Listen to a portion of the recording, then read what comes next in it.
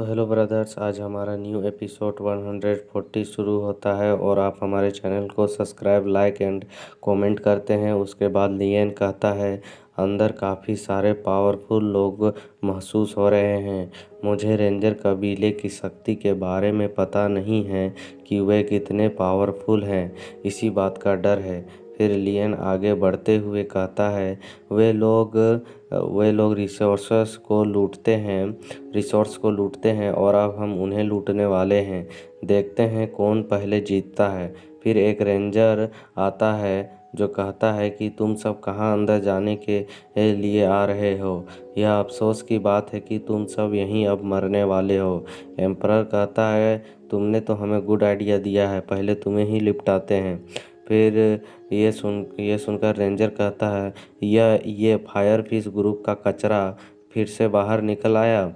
यह किसने सोचा होगा कि यह अपनी मछली क्लैन की शान है। तुम्हारा परिवार और होली ट्री के लायक नहीं है। एम्परर कहता है, तुम हमें मछली कह रहे हो? इतनी हिम्मत हम फायर फिश फैमिली को कहने की। हर बार हम हार मान लेते हैं और पीछे हट जाते हैं, लेकिन इस बार नहीं। तुम अपनी सीमाओं को लांघ दिए हो। इस बार हम तुम लोगों से फाइट करेंगे और मैं खुद तुमसे लड़ूंगा। ये सुनकर रेंजर कहता है, हा हा हा, हंसने लगता है और कहता है, तुम आ जाओ भरोसे वाले, हम झिंगे तुमसे नहीं डरते हैं और तुम्हें छोड़ेंगे भी नहीं।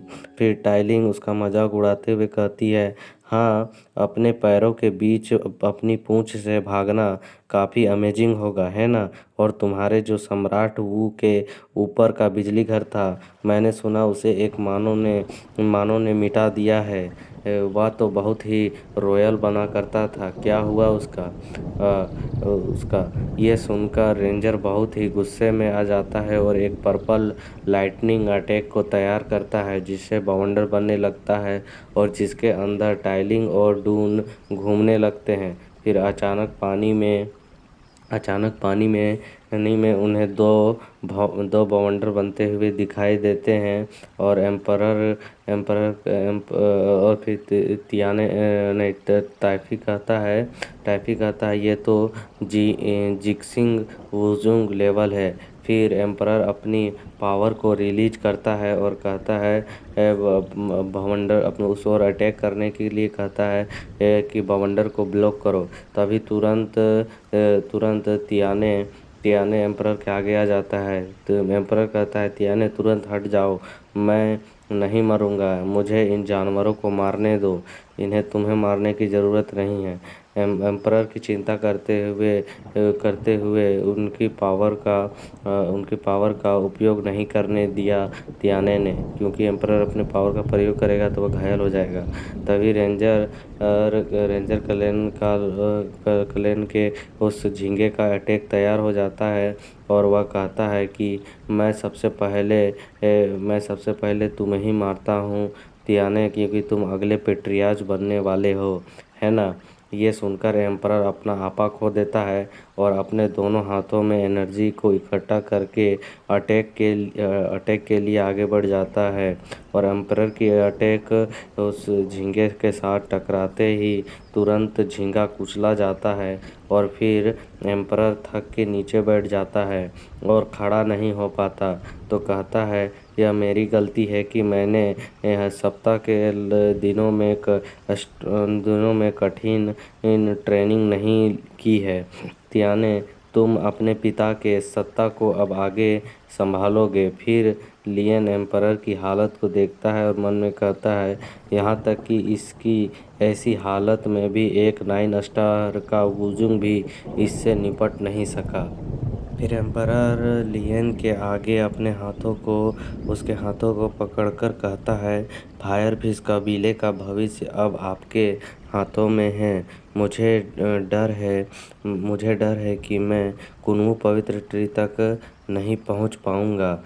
मैं यह सब कुछ आपको सौंपता हूँ। तियाने आपको वहां तक ले जाने का कार्य करेगा।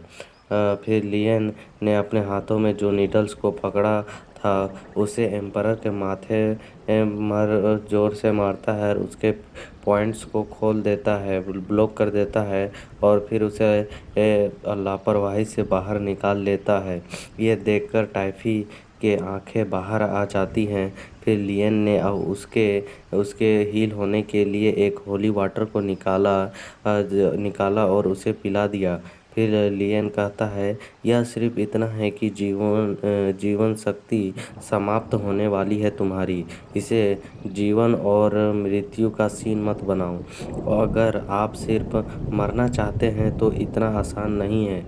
यह अर्थ एंड हेवन के बीच के सबसे वाइब्रेंट प्लेस है। एम्परर फिर अचानक जाग गया और आश्चर्य से अपने शरीर को देखने लगा।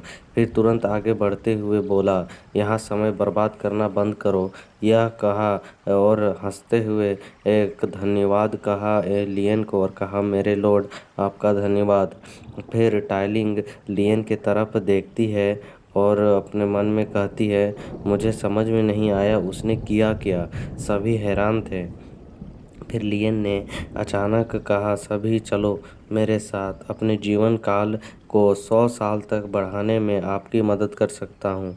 फिर लियन एम्परर को बताता है कि मैंने आपके इंजरी को दबा दिया है, तब तक आप अपनी एनर्जी का दोबारा उपयोग नहीं कर सकते, नहीं तो तुम मर भी सकते हो।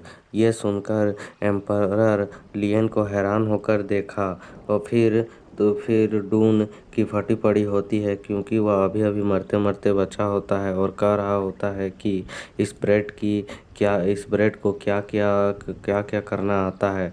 फिर वे सभी एक उलझी हुई जड़ों की जगह पर आ गए। फिर एम्परर बोला, माय लॉर्ड, ये कोर एरिया है, हालांकि ये देखने में बहुत छोटा है। लियन बोला, हमारे अगल बगल में एक छुपा हुआ जगह हो सकता है, उसे ढूंढने की ज़रूरत है। फिर लियन एक जगह पर अपने हाथ को रखता है जिस जगह से सारे टहनी ही हट जाते हैं। फिर वहाँ पर एक गुफा निकल जाता है।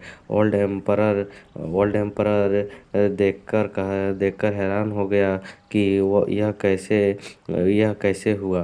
फिर लियन कहता है कि मुझे पता नहीं ऐसा क्यों हुआ। शायद मेरे शरीर में फिनिक्स फायर से इसका कुछ लेना देना होगा। फिर लियन सभी को गुफा के अंदर जाने के लिए कहा और सभी लोग अंदर जाने लगे।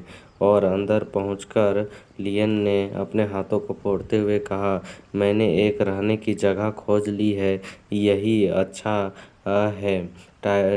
फिर लियन टाइलिंग को कहता है, आओ मेरी मदद करो इस खाली जगह को एक फॉर्मेशन में बदलने के लिए। फिर उस जगह पर सभी प्रकार के क्रिस्टल को लगाया जाता है और कल्टीवेशन की जगह में बदल दिया जाता है। फिर टाइलिंग अपना पसीना पोंछते हुए कहती है, ये कुछ बेसिक्स प्रिंसिपल है फॉर्मेशन के। महाराज, आपको यह कैसा लगा? यह फार्मूला एक सिंपल वर्जन है गुड लक का। ये एक एंशियंट फार्मूला है। यह होली ट्री से पावर को एक जगह लेकर ट्रू क्यूआई में बदलेगा। टाइलिंग बहुत खुश होते हुए कहती है, ये हमारे ब्रेकथ्रू में मदद कर सकता है। फिर लियन डून को समझा रहा होता है कि इस बड़े फॉर्मेशन को कम मत समझो। यह अफसोस की बात है कि दुनिया की लाइफ पावर काफ़ी पतली हो चुकी है। यह प्राचीन काल में अक्सर इस्तेमाल किया जाने वाला एक फॉर्मेशन है। ऐसा कमाल कहाँ मिलेगा? फिर लियन बोलता है, ये जीवन शक्ति की एक धारा है, इसे एब्जॉर्ब करना शुरू करो। और फिर सभी लोग वैसा ही करने लगते हैं। एम्परर इसे महसूस करके उसके आंखों में आंसू आ जाते हैं और फिर एक बच्चे की तरह लेटकर कहता है, इसे सीधे एब्जॉर्ब किया जा सकता है और फिर इसे एक क्यूआई में भी बदला जा सकता है। आप एक अद्भुत दूत होने के योग्य हैं लॉर्ड। फिर सभी लोग कल्टीवेशन करने के लिए वहाँ पर बैठ जाते हैं और एरिया को वहाँ से ऑब्जर्व करने लगते हैं।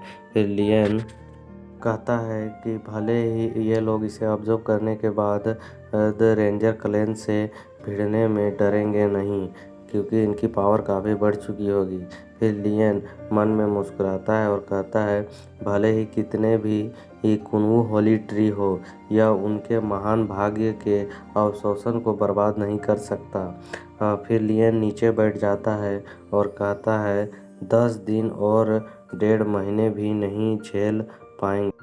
1.5 साल मत कहो, यह फॉर्मेशन होली ट्री के ऑरा को निकालने के लिए है।